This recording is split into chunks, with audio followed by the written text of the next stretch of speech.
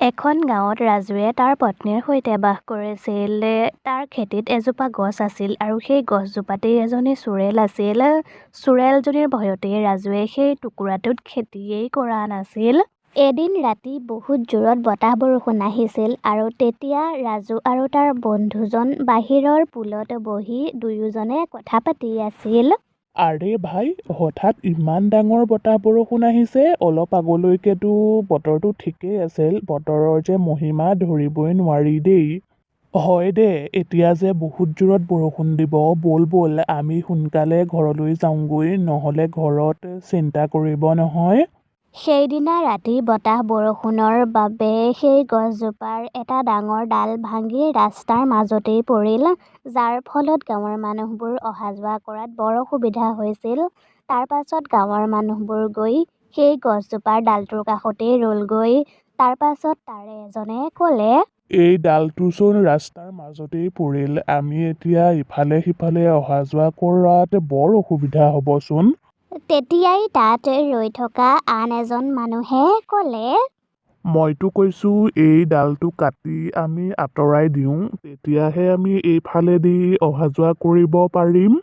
তেওঁলোকে কথা পাতি থাকোঁতেই তালৈ ৰাজু আহিল আৰু ৰাজুৱে ক'লে, মইতো কৈছোঁ অকল ডালটো কিয়, গোটেই গছজোপাই কাটি পেলাওঁ, তেতিয়া আগলৈ বতাহ আহিলেও ডাল ৰাস্তাত পৰি থকাৰ সম্ভাৱনা নাথাকে আৰু। তাৰ কথা শুনি এজনে ভয়ে ভয়ে ক'লে, সেইবোৰ বাৰু ঠিকেই আছে, তুমিতো জানাই এই গছজোপাত যে চোৰেলৰ ছায়া আছে, তাই এই গছজোপাতেই থাকে।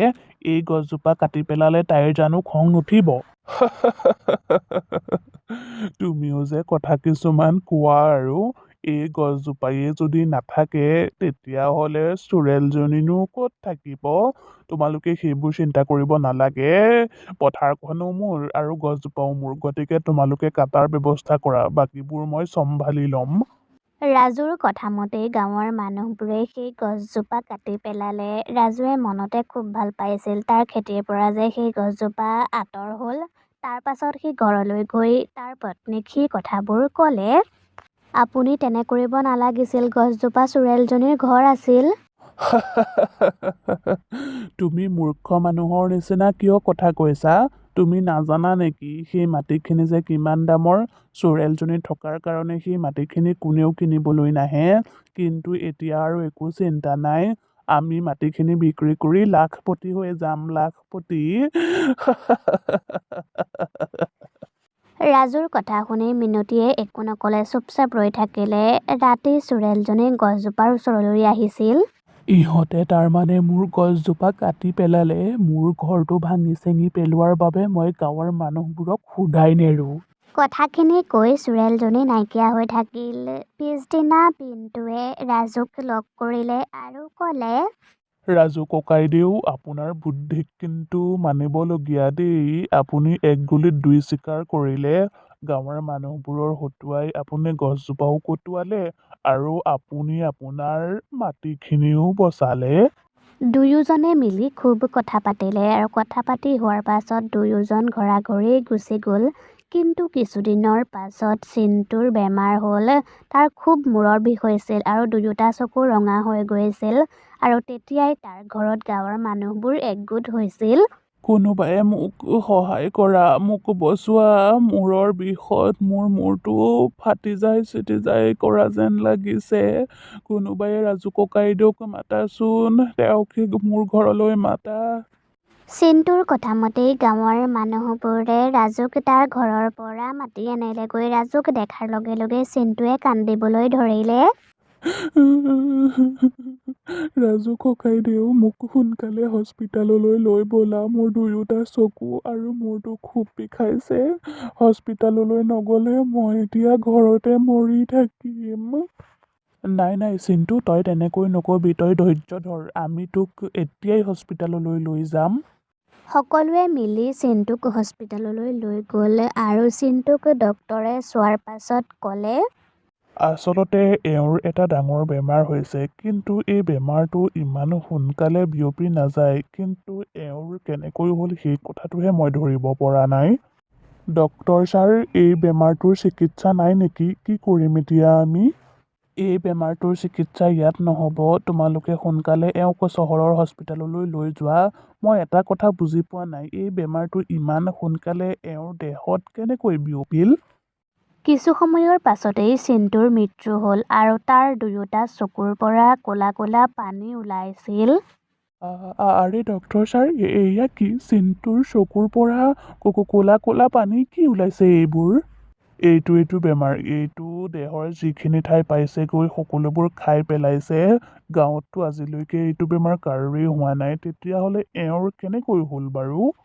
তাৰ পাছত গাঁৱৰ সকলোৱে মিলি চিন্তুৰ মৃতদেহটো ঘৰলৈ লৈ আনিলে আৰু তাৰ পাছত সকলোৱে তাৰ মৃতদেহটোৰ অন্তিম সৎকাৰ কৰিলে। কিন্তু দুদিনৰ পাছত গাঁৱৰ আন এজন মানুহৰো চিন্তুৰ দৰেই সেই একে লক্ষণেই হৈছিল। কোন ক'ত আছ?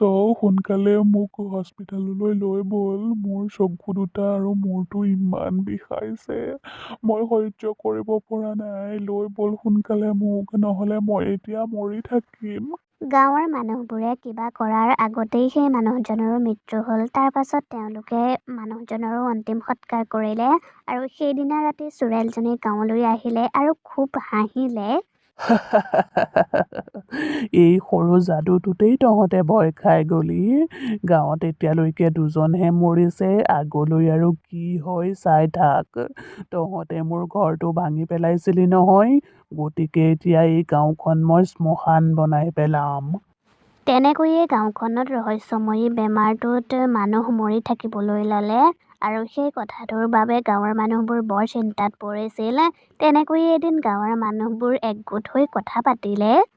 ভাইহঁত, এই বেমাৰটোত গাঁৱৰ মানুহবোৰ যেনেকৈ মৰিবলৈ ধৰিছে, এনেকৈ হ'লে দেখোন এদিন এই গোটেই গাঁওখনেই খালী হৈ যাব।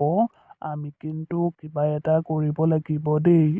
কিন্তু ডাক্তৰেই দেখোন একো কৰিব পৰা নাই, তেতিয়াহ'লে আমিনো কি কৰিব পাৰিম? কি যে হ'ব, একোৱেই ভাবি নোপোৱা হৈছোঁ। সিহঁতে কথা পাতিয়েই আছিল, তেতিয়াই গাঁওবুঢ়াজনে ক'লে, তহঁতৰ কথাবোৰ শুনি মই এটাই কথা কওঁ, আমি ডাক্তৰৰ কথাও মানিম, কিন্তু আমি এজন ত্ৰান্তিকৰ ওচৰলৈ যোৱাটো ভাল হ'ব। কাৰণ এয়া কিজানি ভুটীয়া চক্কৰো হ'ব পাৰে, আমিতো এতিয়ালৈকে একো গম পোৱা নাই। গাঁওবুঢ়াজনৰ কথা শুনি গাঁৱৰ মানুহবোৰে সেই একেটা কথাকেই ভাবিলে আৰু তেওঁলোকে পিছদিনাই গাঁৱলৈ এজন ত্ৰান্তিকক মাতি আনিলে। ত্ৰান্তিকজন গাঁও সোমায়েই তেওঁ ধ্যান কৰিলে আৰু ভয়ে ভয়ে ক'লে, আপোনালোকে কিন্তু বহুত ডাঙৰ ভুল কৰিলে। সেই পথাৰত থকা গছজোপা আপোনালোকে কাটিব নালাগিছিল। সেই চোৰেলজনীয়েই এই গাঁওখনত সেই বেমাৰটো বিয়পাইছে। তাই এতিয়া কাকো সোধাই নেৰে। কিন্তু ত্ৰান্তিক বাবা, আমিতো ভাবিছিলোঁ সেই গছজোপা কাটি পেলালে আমি সেই ৰাস্তাটোৰে অহা যোৱা কৰিবলৈ অসুবিধা নহ'ব, লগতে চোৰেলজনীও তাৰ পৰা গুচি যাব। গাঁওবুঢ়াজনৰ কথা শুনি ত্ৰান্তিকজনে হাঁহিলে আৰু ক'লে, সেইজোপা এজোপা গছ নাছিল, চোৰেলজনীৰ ঘৰ আছিল। তহঁতে যেতিয়া ভুলটো কৰিলিয়েই, তেতিয়াহ'লে এতিয়া শাস্তি পাবলৈও সাজু হৈ থাক। কথাখিনি কৈয়েই ত্ৰান্তিকজন উভতি গৈছিল, কিন্তু হঠাৎ এটা ডাঙৰ শব্দ হ'ল আৰু ত্ৰান্তিকজনৰ মূৰটো কাট খাই গ'ল আৰু তেওঁৰ শৰীৰটো মাটিত বাগৰি পৰিল। তেতিয়াই তাত চোৰেলজনী আহিল। বৰ আহিছিলে একেবাৰে সিহঁতক সহায় কৰিবলৈ, পালি এতিয়া। মোৰ ঘৰটো তহঁতে ভাঙিছয়ে যেতিয়া, শাস্তিটো তহঁতে পাবই লাগিব। কথাখিনি কৈ চোৰেলজনী নাইকিয়া হৈ থাকিল আৰু ভিৰৰ মাজত ৰৈ থকা ৰাজুৱে কথাবোৰ শুনি আছিল আৰু সি বহুত ভয় খাইছিল।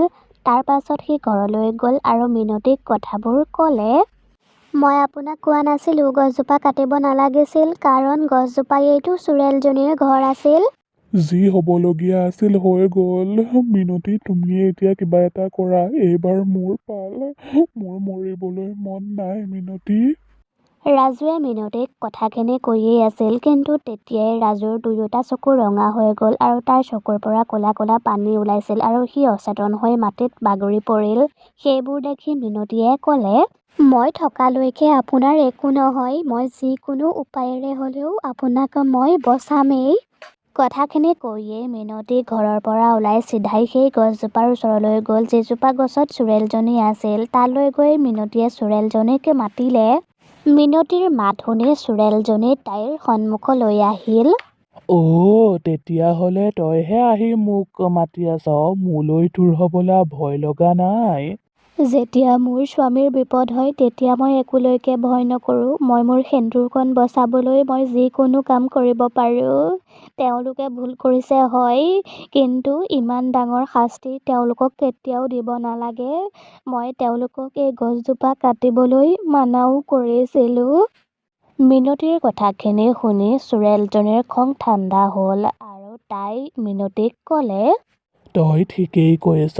মই এতিয়া বুজি পাইছোঁ। মই মোৰ যাদু গাঁৱৰ পৰা আঁতৰাই দিম আৰু তোৰ স্বামীও এই বেমাৰটোৰ পৰা ঠিক হৈ যাব। কথাখিনি কৈয়ে চোৰেলজনী তাৰ পৰা নাইকিয়া হৈ থাকিল আৰু গাঁৱৰ মানুহবোৰো ঠিক হৈ গ'ল।